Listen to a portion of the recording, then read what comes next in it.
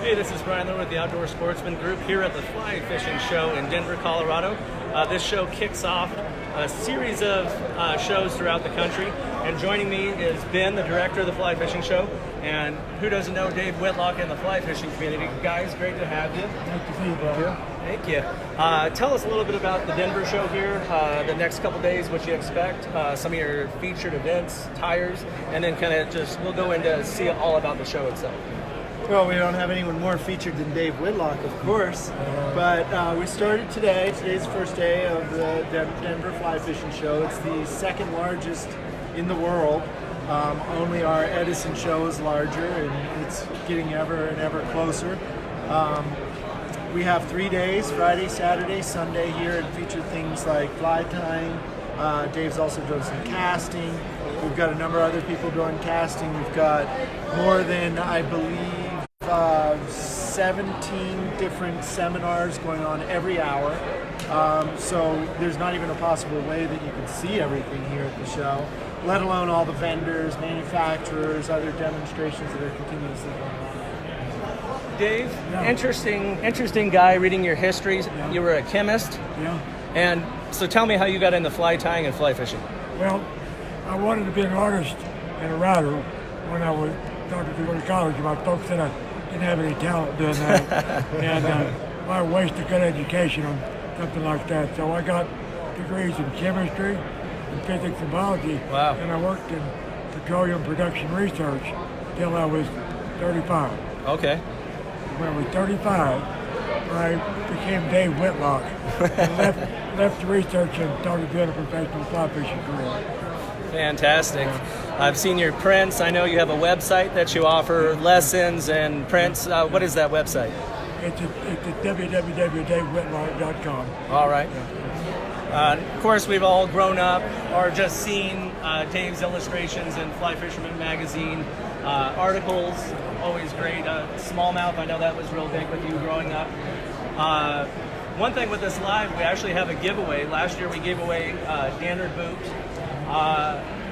You've got the boot now, but you need a place to go. So we've teamed up with Sunrise Pack Station out of Bozeman, Montana. Shane, the owner, has offered up a slot on one of his Slough Creek trips. It's a 4-day, 3-night trip. Everything's included. You just got to get yourself there. We'll bring you back on a horse. I've done a trip with him. Great opportunity. Slough Creek's one of my favorites. Yellowstone's.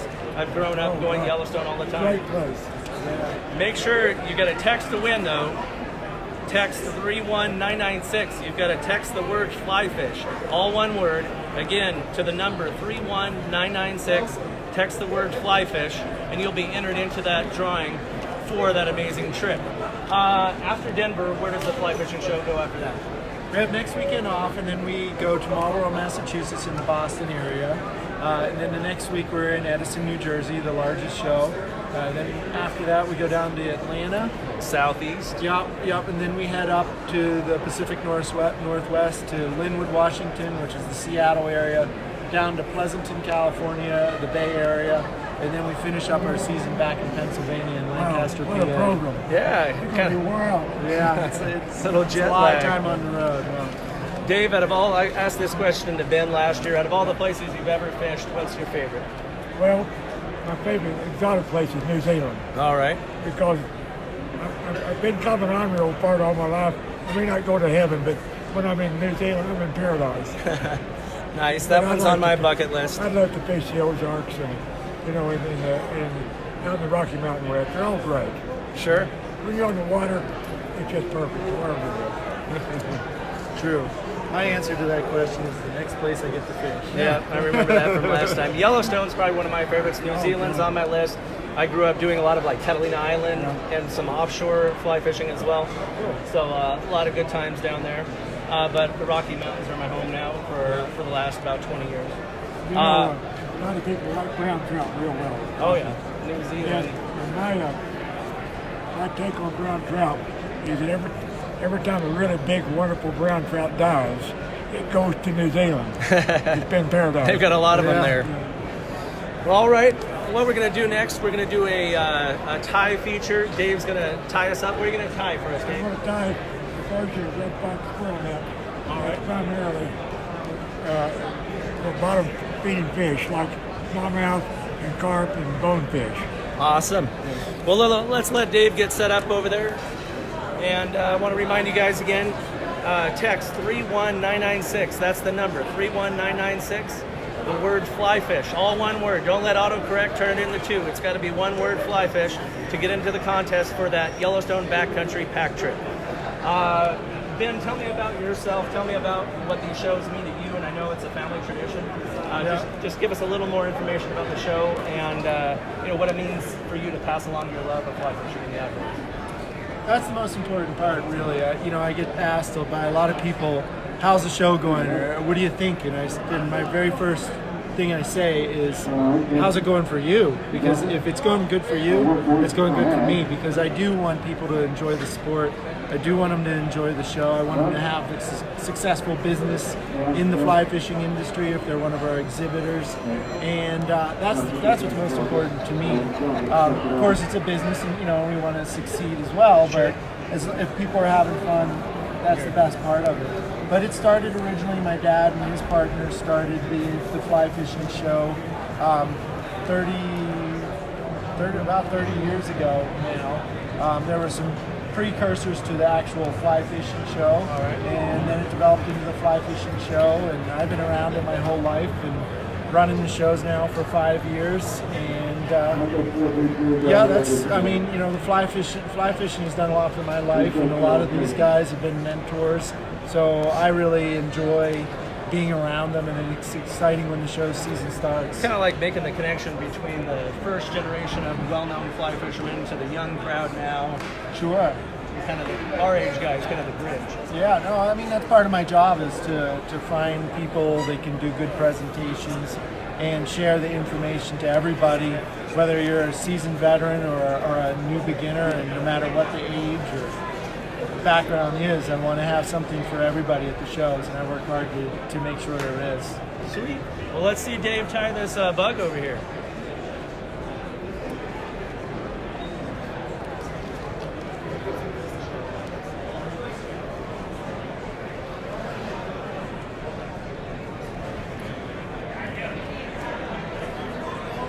I don't have problems with the camera or video, at least on mine. So you want to tell us what you're going to tie? Yeah. You want me to go ahead and start? Yeah, please. Hi, ladies and gentlemen. Thanks for coming over and letting me demonstrate one of my favorite fly tying patterns. A number of years ago, when I first started getting into dubbing, I discovered this little animal here, which is indigenous to North America, but particularly where I live in the Ozarks. It's called a red fox squirrel. It's just to get the height of it. I started incorporating the back hair and the belly hair into a two-color nipple pattern, and it proved to be one of the most consistent flies that almost anyone can use. And because it is consistent and popular, I developed kind of a family of it, starting even from a midge all the way up to a crawfish.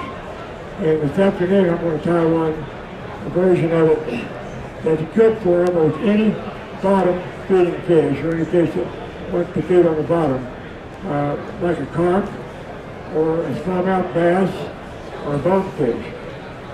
And I've got a sample of it here. I'm going to just hold up in front of the camera for a moment. And I usually tie this in several sizes. This is the bigger size here. This is tied on a size 4 hook here. But what does it imitate? It looks like a crawfish, it looks like a shrimp, it looks like trout food, or bat food, or whatever. So it's a suggestive fly. And that this color and the way it's fished is hard to beat if you don't know exactly what to put on. You put this on, it'll catch fish for you on that. So, that is a great introduction. I'm going to go ahead and start. I've got the hook and the vise that I'll be using. It's a Hemco 5263. It's a 3X long size 4 hook. Got a barb on it, so I want to need to get this barb off. Now, this fly will be basically tied upside down, so that it swims with the hook up like this. So I'm going to be rotating back and forth as I tie. Now, while you're watching, and I'm going to pass this around, plus this video that basically describes what that family of squirrel hair nymphs that I tied. And if you're interested in it, you can come over to our booth and pick a copy of it up. But when someone says come up and get that and pass it around. All right, let's get started. First of all, I'm going to start with a 3/8 hook shank, but I'm going to modify it to a 3 hook shank wide foundation. It's the length of the hook shank. And so, initially what I do after I've got the bar bent down, I've got it here at eye level, I take my favorite cement, Zap-A-Gap, and I just coat the shank of that hook with that lightly. Then, with a compatible color thread, usually tan or orange, I start off, let me put these glasses on, it's real easier for me to see. And I start off, and rather than going from the front to the back, I start the back, and I get the shank forward. And I'm just wrapping it through that wet Zap-A-Gap, because I'm trying to get a real bond on hook and thread. I go up to the eye, got the excess here. The next thing I'm going to do is I'm going to make that shank 3 shanks wide by using Mason hard nylon. And that I usually use the Mason nylon, the diameter of the hook wire. And this particular one for diameter on this happens to be 30-pound test. So I'll take a strand of that, and the first part of it I'm going to bind over here on your side of the hook, which would be essentially for me the left side. Cut this, and I take another strand and go to the right side of the hook, just beyond the eye, and wrap it on. Now, you have to be careful when you do this not to use too much torque and thread pressure, or those nylon strands that go together, because I want to keep them apart. So I use a fairly easy amount of torque here to get this down, and I'm making sure that it's on the right and the left-hand side of the hook shank. If it moves a little bit, just move it back. And I go back to the bend of the hook,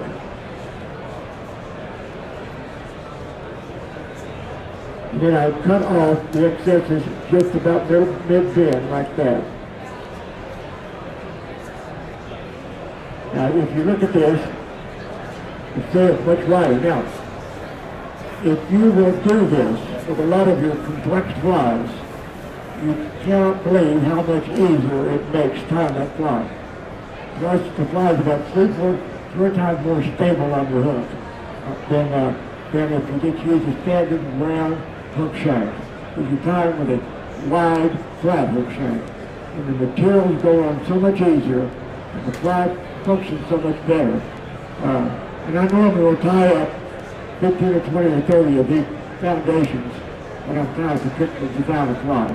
I've got that on, and then either with 5 or 15-minute epoxy or Zap-A-Gap, I bond those 2 nylon strands to the hook. And Zap-A-Gap, if you're handy, mixing epoxy at a demonstration like this doesn't work. You end up clearing the device.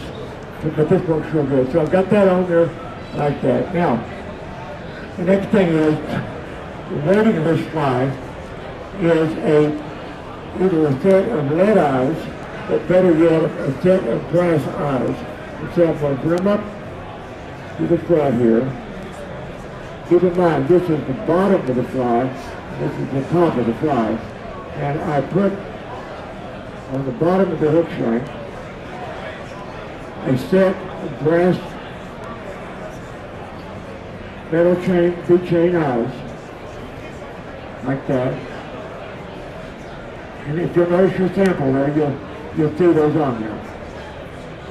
And I keep them horizontal with the hook shank. Now, right back, I hit that with a little bit of rapid depth, so they'll bond to that shank rather than try to twist. But with that hook shank flat like that, they don't try to twist. And if you're tying things like trousers, where you're tying lead eyes on a round hook shank, if you'll make this flat hook shank, it makes those eyes stay on so much better. You'll say, why didn't I think of that myself? Now, the first thing is, we're doing the tail of the, basically it's the nose of the fly, because this fly squints not only upside down, but backwards as far as it's designed. So the first thing I'll do is I want to put on a couple of black antennae. This is just silicone rubber strands. And I'll just lay those around the hook shank and fly them back like that. And I cut them about 2 lengths of hook shank back. Like that. Then I take another strand of silly leg that's tan and black, it's hand drawn, and just bring that around like that, down there. And then cut that just a little bit different length, so they'll sort of separate. Then one final thing is that this is crystal flash. And I'm just going to take a strand of that, just one strand, and just like I did the silly leg, or the second leg, I just put it around the shank, guys, like that. And I want that just a tiny bit longer than the other two. Now, as this goes on the bottom, it slips it off, goes up the leg every time.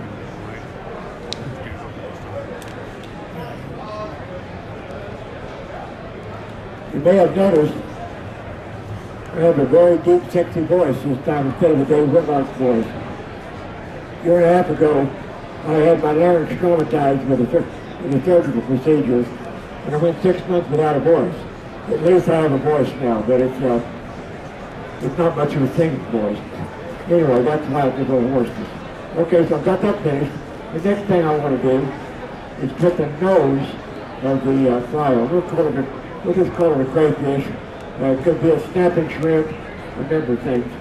And the nose of it is either rabbit or squirrel hair tied from the bend back. So I'll take a strand of that, the same general color of tan and black,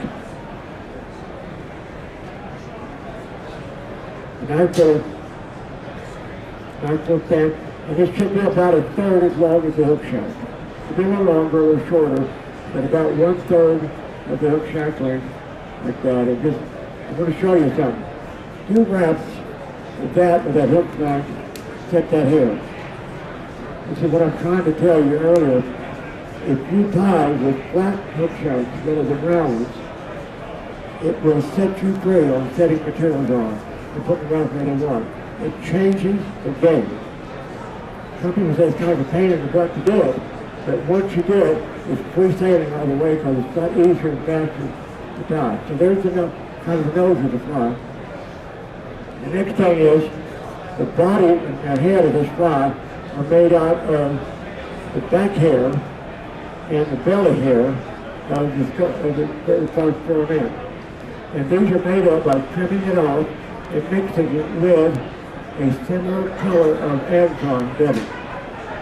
And so this is the belly hair here. So I'll take a section of that, and I'm going to rub this onto, we'll call this the thorax area. And I wet my fingers a little bit.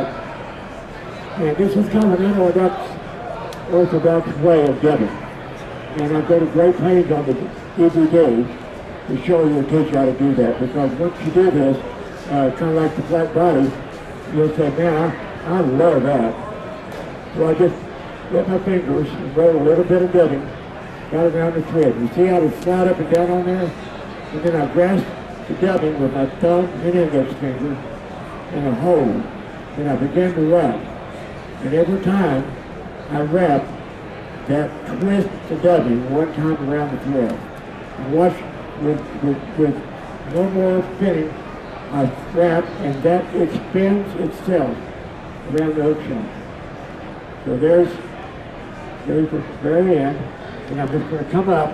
As I come up, I feed a little bit more dubbing out, and I fat, and fat, and fat.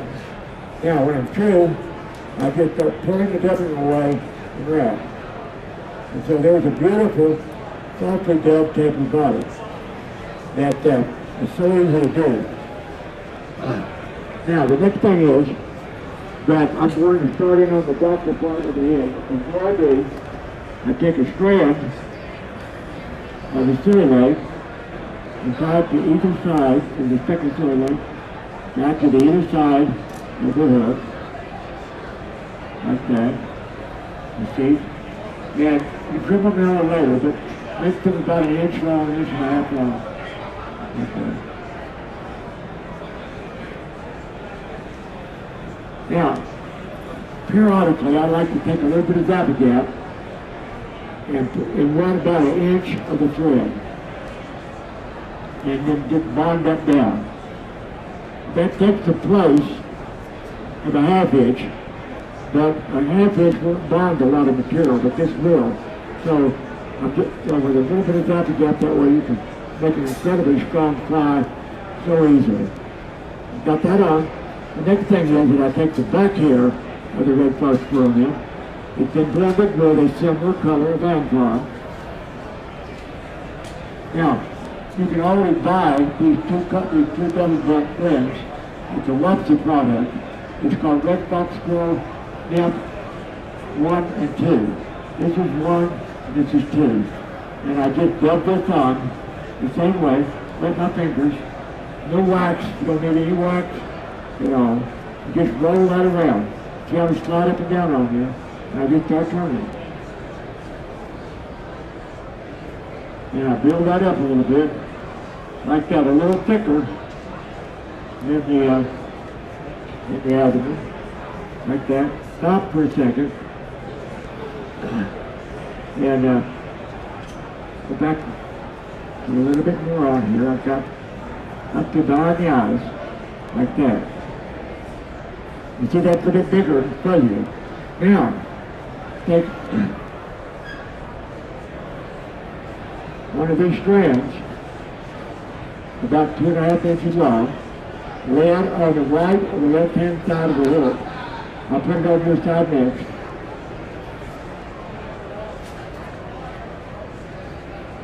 Like that. And move them pretty much horizontal or to the side of that jump area. Like that. You see we get a little spattery look with it. And then I take just a little bit more of this setting.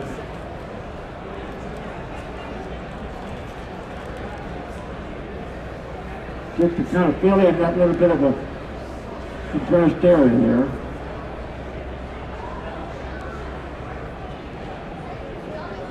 And just kind of gingerly come through.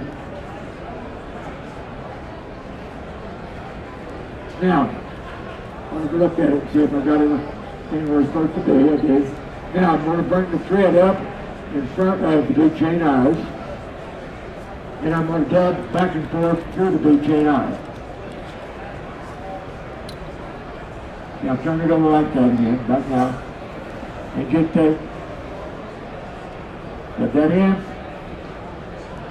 And then just wrap that back and forth through the eye to form kind of a bulky head effect. And then off like that. Now, the fly tying part, this is done. There's a couple of things that I like to do now to enhance that at this point. I take some Velcro, this is just on a little tool I make with got double poppy component, and I tease that out a little bit. Make it fuzzier. Because you don't want it hard at all. You want it soft shell crawfish soft, or crab soft or shrimp soft. You don't want it hard. So there should be soft shell. So the dubbing should be dubbed softly and also picked out like that. Now, I can finish it off like this, and it's about 70 to 80% sufficient on the bottom. But to me, that's not good enough. Nothing upsets you more when you catch to be a big bonefish or a big redfish or a big carp, and you get hung up. So I'm going to put snag guards on it. So I come toward it, it's coming back just on the nose of that wide hook shank area. I wrap 6 or 8 times like that. Next thing I do is I take 1 or 2 strands of this nylon monofilament. Just to save time, I'm just going to use 1, but I sometimes, as a sample, I've passed around a 2 on it. But it has kind of a natural curve, if you can see it on the video. That's good, because you want the curl back. You don't want it straight. Next thing is, I have to tie it down on there where it stays. This is a little trick to do. You want to put a foot, F-O-O-T, in it. We have these flat jaw pliers. You take, and if it's going to go this way, you want the foot to go that way. So I just take the pliers and mash it flat, the same length as it is right here. Mash it flat like that, and then bend it. Now you see, and you can see where I can see it a little bit better. What you have on there is a little crook, and that proportion is going to tie to the fly. And so, angled as a snag guard, and with that little foot on there, I take some Zappa Gap, wet the foot, and wet the top of the nose here, and then just bring that down on there, and wrap this red back like that. See how that? Now, there are 4 wraps behind it. That props it up a little bit better, like that. I'm just trimming off a little bit of this said dubbing. Makes no difference at all, other than it makes it look a little neater, which probably fish don't particularly prefer if the fire will look a little bit scruffy. But anyway, now, you know, I've always been an advocate of snag guards and weed guards because of where I come from in Oklahoma. We normally fish the structure there, whether it's bass or brown trout or whatever, but most of our fish live around brush or rocks, and they live in it or under it. And if you throw a fly outside of it so that you don't hang up, you don't catch it. And I have so many guys say, well, I always cut all these damn weed guards off because they keep me from catching fish or my clients from fishing fish. Just the opposite, I believe. If the client can't catch the fly with a fish on, you're not going to catch it. So if you throw a foot or 2 outside of a brush pile, instead of one of the brush piles let it sink under, you're not going to get that 4-pound smallmouth. I guarantee you, they're not going to come out. Why should they come out like that when a little moisture like that's not worth that necessarily? So I just got the weed guard in about back to the point of the hook, like that. Next thing is that when I'm pulling this over structure, I want the weed guard not to create any friction. And so at this point here, I just take my pliers and do just the opposite. I put a foot, let me get my glasses here.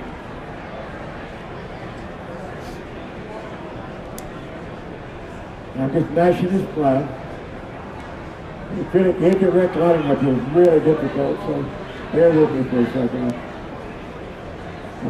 I'm tying up this blind and back here in this. Now there's the snag guard. I'm going to shorten it just a tiny bit. Now see, that does not contact with the hook point, but it will move the hook point away from the snag. Now in the process of this, I take Gap and I can put a hook finish on here.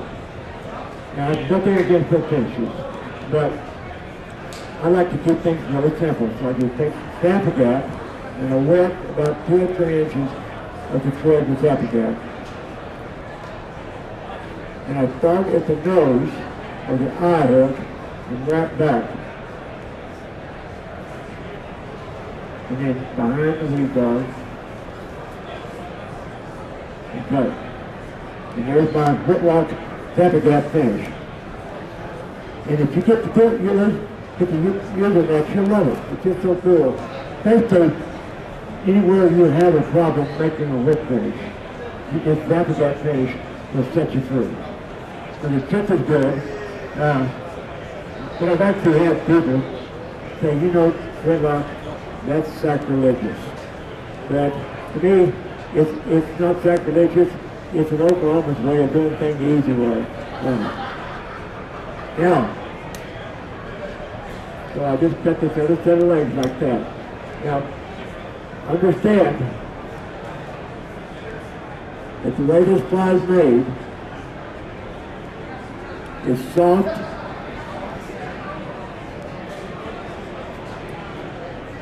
it's wiggly, and it creates a ton of natural crawling, swimming action. And so you cast it out, let it sink, do the floating lines play. You don't have to necessarily use a sink tip. Let it sink to the bottom.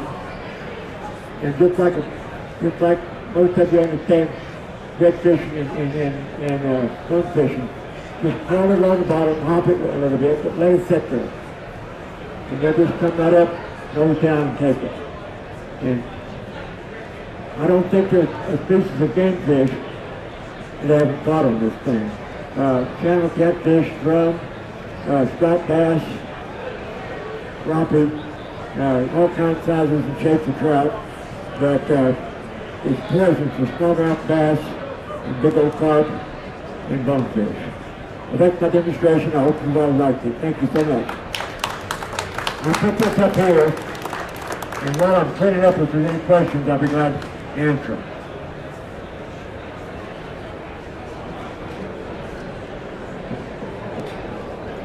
I touch it, Dave. Yeah. Let me hold it for you. Yes.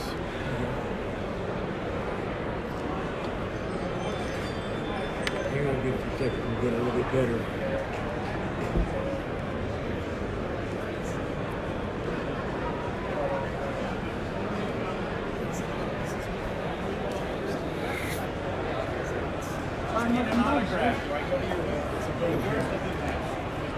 Come back.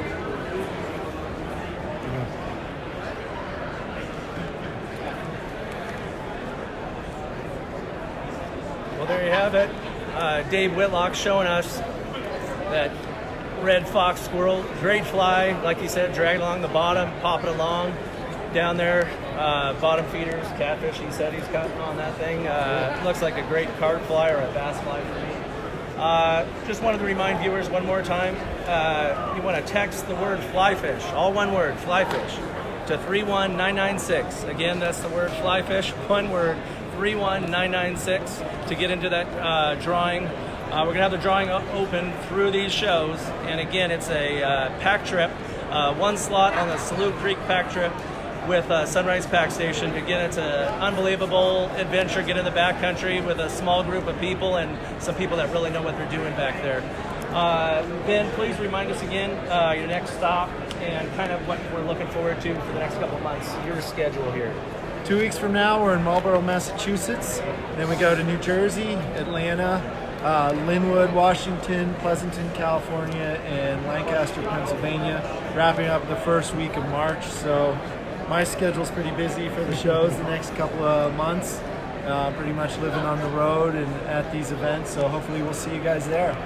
And as a reminder, as each show comes closer, we're going to do a post on Fly Fisherman Magazine social, just reminding you of the upcoming shows. So keep in touch with us, and we'll let you know where the next show is and when it's happening.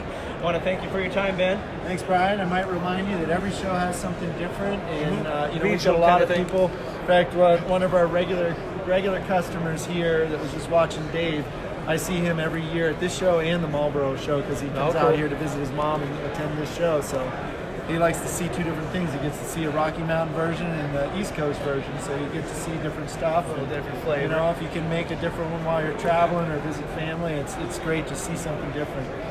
Where can they go for more information on the show as well? Go to our website at flyfishingshow.com, and we have a schedule for each show. You'll see all the celebrities that are there, schedules of events, and then a list of the vendors as well. All right, cool. Well, there you have it. Don't forget, get your name in the hat for that awesome trip. FLYFISH to 31996. There you have it. Come enjoy the show in Denver if you're in town.